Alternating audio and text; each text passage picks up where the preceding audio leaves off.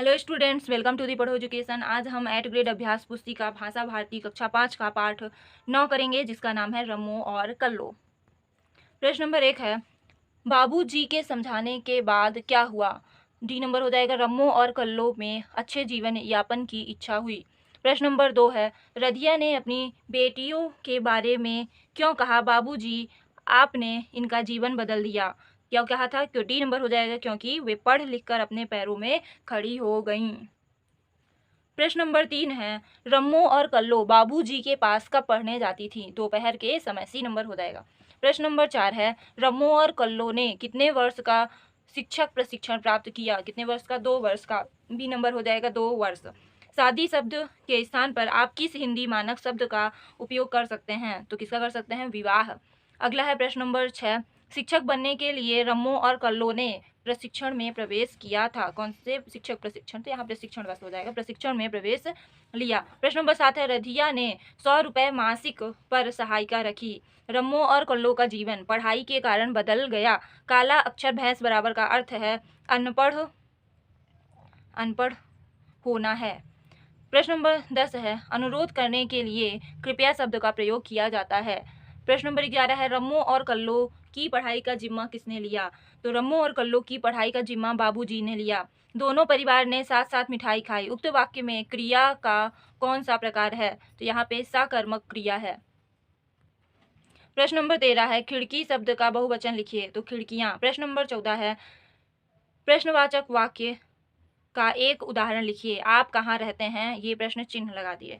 प्रश्न नंबर 15 है, दिए गए मुहावरों का अर्थ लिखकर वाक्यों में प्रयोग कीजिए। पहला है 9 2 11 होना, भाग जाना। वाक्य में प्रयोग हो जाएगा, पुलिस को देखकर चोर 9 2 11 हो गए। प्रश्न नंबर दूसरा हो जाएगा, मन मार कर रह जाना। इसका अर्थ है इच्छा को समाप्त करना। वाक्य में प्रयोग, माँ ने मन मार कर रम्मो को शहर भेज दिया।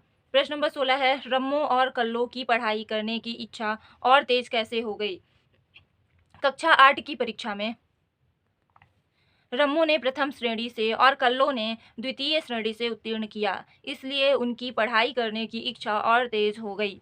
प्रश्न नंबर 17 है, रधिया अपने बेटियों को पढ़ाने से मना क्यों कर रही थी? रधिया अपने बेटियों को पढ़ाने से मना कर रही थी क्योंकि उसे लगता था कि अगर सब लोग पढ़ने लगेंगे तो घर का काम कौन करेगा, और अगर वे पढ़ जाएंगी तो उनसे शादी कौन करेगा। प्रश्न नंबर 18 है, सकर्मक एवं आकर्मक क्रिया वाले दो दो वाक्य लिखिए और वाक्य में क्रिया कर्म शब्द को रेखांकित कीजिए। पहला है, राम खाना खाता है। खाना और खाता में हमने क्या कर दिया? रेखा, लाइन खींच दी है। दूसरा है, मोहन फिल्म देखता है। वह रोता है। शीला हंसती है।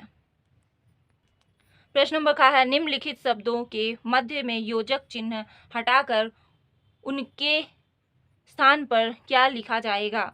दुख सुख, दुख सुख, दुख सुख और दुख। राज धर्म, राजा का धर्म। धर्म अधर्म, धर्म और अधर्म। माता पिता, माता और पिता। ऊपर नीचे, ऊपर और नीचे। प्रश्न नंबर 19 है, आपके अनुसार पढ़ना लिखना क्यों जरूरी है? पढ़ना लिखना हमारे जीवन के लिए बहुत जरूरी है, क्योंकि पढ़ने से हमें नई जानकारियाँ हासिल होती हैं। इससे हमारी समझ और सोचने की क्षमता बढ़ती है। पढ़ने से हम सभ्य और शिक्षित बनते हैं, जिससे हम समाज में उपयोगी बदलाव ला सकते हैं। पढ़ाई लिखाई ही हमें बेहतर भविष्य के लिए तैयार करती है। प्रश्न नंबर 20 है, निस्वार्थ भाव से की सेवा से आप क्या समझते हैं? आप निस्वार्थ भाव से किसकी सेवा करते हैं? अपने विचार लिखिए। निस्वार्थ भाव की सेवा से मतलब है कि बिना किसी स्वार्थ या अपने लाभ के को ध्यान में रखे समाज के लिए कार्य करना। हम निस्वार्थ भाव से अपने माता पिता, गुरुजनों, दुखियों और गरीबों की सेवा करते हैं।